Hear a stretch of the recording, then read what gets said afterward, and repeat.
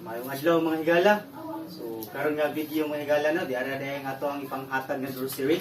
Natay bugas. Kini bugas ako wala lining bahinon og kalima mga higala kay para ubay-ubay ta og mahatagan sa. Natay bugas. Ug naa sa tay mga grocery diri, ay kape, ay biskwit. Dira. Mao ni atong ipanghatag karon mga higala sa mga deserving nga ato ang hatagan. Daghang salamat.